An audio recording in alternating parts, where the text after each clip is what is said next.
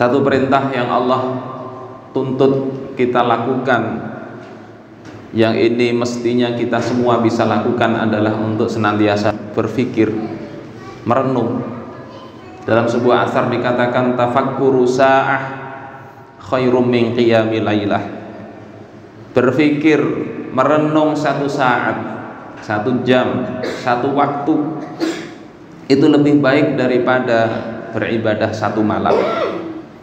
Apa saja objek berpikir yang mesti kita pikirkan? Tidak lain adalah makhluk Allah subhanahu wa ta'ala, nikmat-nikmat yang telah Allah berikan, termasuk berbagai macam fenomena kejadian yang ada di sekitar kita. Mestinya itu menjadi perenungan bagi kita semua.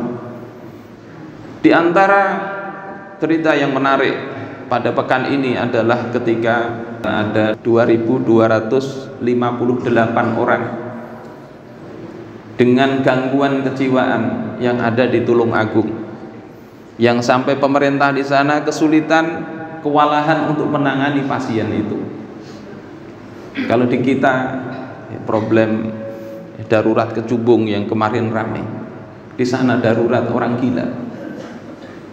Kenapa setelah kita merdeka selama lebih dari 70 tahun, kita juga sudah 1446 Hijriah, kenapa kondisi kaum muslimin masih seperti ini? Di dalam negeri kita banyak problem, dalam masalah diri kita sendiri, diri umat ini. Di luar negeri menyelesaikan kasus yang sederhana, menghadapi bangsa yang kecil, Israel, Zionis Israel, sampai sekarang tidak selesai. Maka ini patut menjadi renungan kita, patut menjadi pemikiran kita. Kenapa sebabnya? Masyarul muslimin rahimakumullah, Imam Al-Ghazali misalnya di dalam kitab Mau'izatul Mu'minin min Ihya Ulumiddin diceritakan, dikatakan di situ, wa tanabbahal musannifu ila sababin muhimmin min asbabi takhallufil muslimin. Musannif, yakni penulis kitab Ihya Ulumiddin, itu telah mengingatkan akan satu sebab penting di antara sebab-sebab kemunduran kaum muslimin, wa huwa adamu wuduhi tartibil wajibat fi adhanihim, yakni sebab terpenting dari kemunduran kaum muslimin itu adalah ketika tidak ada lagi kejelasan dalam benak mereka urutan-urutan kewajiban. Tidak jelas lagi kewajiban mana yang harus didahulukan, mana yang bisa ditunda. Wafqa sullamin yuqaddamul ahammu alal muhim. Urutan sesuai dengan tangga yang mestinya didahulukan yang terpenting dari yang penting. Masyarul muslimin rahimakumullah, ini satu sebab, kata beliau, ketika pembangunan tidak kemudian meletakkan perkara yang terpenting itu menjadi prioritas utama, maka disitulah kemunduran demi kemunduran kaum muslimin akan senantiasa terjadi. Lalu apa hal yang paling utama yang mesti diperhatikan? Yang pertama, dari sisi pembangunan, maka ada dua sisi. Pertama adalah pembangunan manusia, sumber daya manusia. Yang kedua adalah pembangunan fisik, infrastruktur, gedung dan sebagainya. Dalam hal ini kita bisa saksikan bagaimana prioritas manusia bangsa Indonesia, bahkan kadang kita wali murid ketika menyekolahkan anak, kadang yang kita lihat adalah bagaimana gedungnya, bagaimana fasilitasnya. Pembuat kebijakan yang lebih diperhatikan adalah bagaimana agar gedung yang diperoleh itu nikmat, nyaman, fasilitas lengkap. Ini yang jadi prioritas. Bukannya salah, tetapi mestinya lebih prioritas lagi adalah membangun manusianya. Hijrahnya Rasulullah Sallallahu Alaihi Wasallam tidak terjadi begitu saja, tetapi proses 13 tahun di Makkah, beliau tidak kemudian memprioritaskan pembangunan ekonomi, padahal sahabat itu ada yang miskin. Tidak memprioritaskan hal-hal yang sifatnya fisik.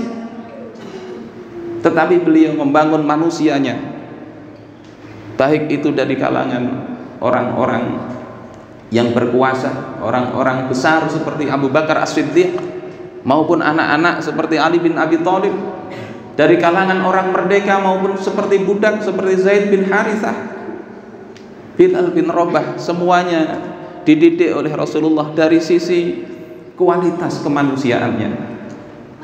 Masyarul muslimin rahimakumullah, memang benar bahwasanya pembangunan sumber daya manusia itu tidak kelihatan hasilnya secara fisik, berbeda dengan pembangunan infrastruktur, gedung dan sebagainya langsung kelihatan. Sementara ketika orang, maka menilainya tidak bisa dengan ditimbang berapa kilogramnya, diukur berapa kekayaannya, tidak. Tetapi Allah memberikan predikat manusia terbaik itu adalah manusia yang beriman kepada Allah dan beramal soleh.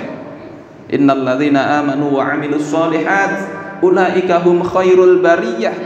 Sesungguhnya orang-orang yang beriman dan beramal soleh, mereka itu adalah sebaik-baik ciptaan Allah Subhanahu wa ta'ala. Kita mestinya mengukur nilai perubahan. Ada seorang manusia misalnya yang dari gila menjadi orang yang kemudian bermartabat, itu berapa nilainya mestinya. Orang yang awalnya tidak mengenal Allah Subhanahu wa ta'ala berubah menjadi orang yang kemudian dia menjadikan hidupnya, tujuan dia belajar itu adalah demi menegakkan Islam. Itu berapa nilai perubahannya kalau seandainya dihitung dengan rupiah, dihitung dengan materi? Memang tidak kelihatan. Tetapi orang-orang yang dibina Rasulullah itu memang tidak ternilai dengan dunia dan isinya. Bahkan seorang budak Bilal bin Rabah, dari seorang budak yang tidak ada nilainya di hadapan orang manusia pada masa Arab saat itu, ketika dibina oleh Rasulullah, nilainya jauh lebih tinggi daripada tuannya. Sehingga ketika ditanya oleh tuannya sambil disiksa, man huwal aqwa sayyiduk am rabbukal ahad, siapa yang lebih kuat, tuanmu yakni Umayyah bin Khalaf ataukah Tuhan engkau yang satu? Maka Bilal tanpa ragu-ragu beliau menjawab, ahad, ahad, Allahu ahad. Yang lebih kuat itu adalah yang esa, yang esa, Allah yang esa.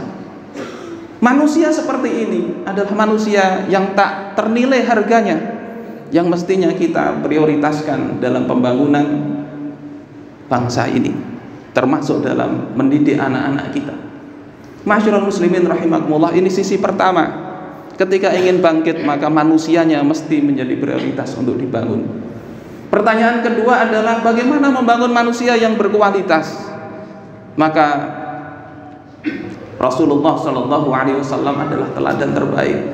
Dengan sistem yang beliau wariskan kepada kita, telah berhasil menjadikan generasi terbaik umat ini.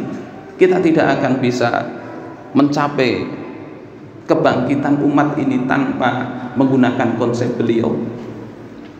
Khalifah Umar bin Khattab ketika mau masuk Palestina, beliau berkata kepada Abu Ubaidah bin Al-Jarrah, inna kunna azalla qaumin fa'azzana Allahu bil Islam famahma natlubul izzah bi ghairi ma a'azzana Allahu bih azallana Allah. Kita ini dulu adalah umat yang hina, kemudian Allah memuliakan kita dengan Islam. Maka bagaimanapun kita mencari kemuliaan dengan selain Islam, bagaimanapun kita mencari konsep yang lain, tidak akan kita mulia, justru Allah akan hinakan kita.